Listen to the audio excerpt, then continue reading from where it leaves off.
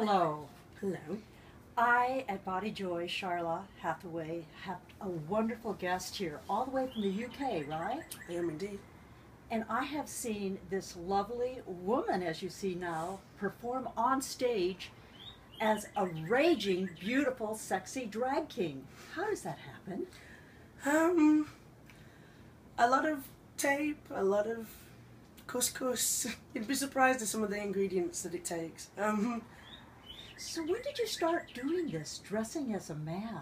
I'd started when I was doing my final major performance for my master's degree, and I was kind of having a few personal, should we call them, situations, and I wanted to explore more my female masculinity, to embrace it. I noticed that I'd seen it as something to feel shameful for, to be of a masculine nature, but that's how I genuinely felt. Like, I just was strong and I wanted to play football and I wanted to be out, you know. I didn't want to be skipping with dolls. It's just how it was. Wasn't nothing wrong with that. It just... So to embrace your female masculinity, you're finishing your performance year and you decide you're just going to really embrace it. Yeah, I thought, like, why not use... Well, an art is a reflection of the world that you're living in today and how that experience affects you. It's like a conversation, isn't it, with existence. So I thought, marry up my life, what was going through my mind, to my art. So I developed this character that played on certain aspects of me that I'd felt were I should hide, you know? This idea that hiding that I like to wear the type of clothes I like to wear, just because... So how do you feel when you're belting a song out there as LoUis CYfer? And oh, I've got a good video of her. She's just wonderful. It's amazing. It's the best feeling in the world. Do you really feel like a man?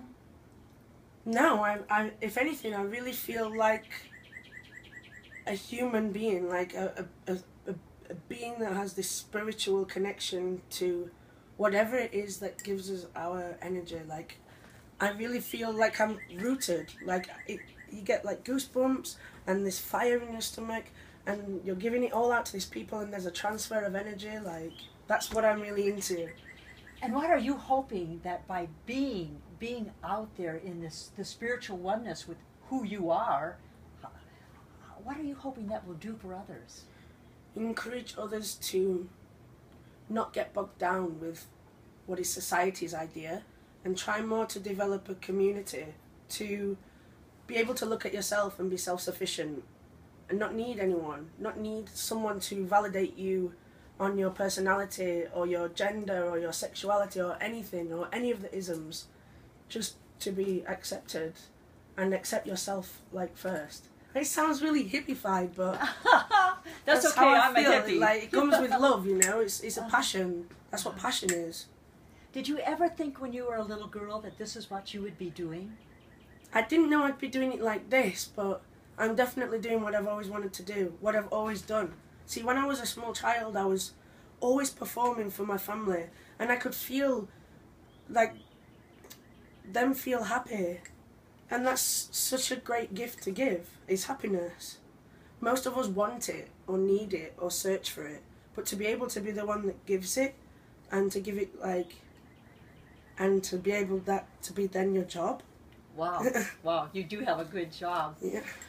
Would one assume, because you're a woman who dresses up like a man and performs as a man, that you would have a certain sexual preference, that you would want to be with women or men?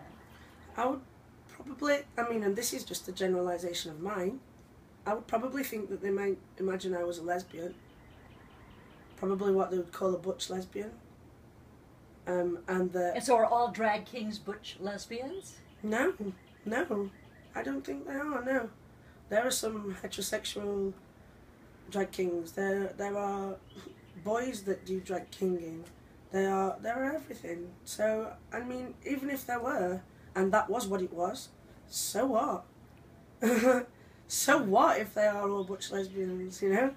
You know, I just read that the UK is coming out with a new pronoun, MX, a new gender identity. Have you heard of this? I haven't. I've only just recently heard of hen, what the term hen is if you're not sure of someone's preferred pronoun, assuming that is the like concentration of political correctness at the minute, that they call you hen, and I think it originates from Norway. But like, I didn't know that they've established MX. Well, they're just talking about it, so That's very interesting. Yeah. Why MX? Or why not?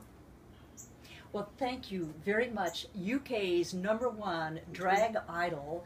I guess you won over all the queens this year, didn't you?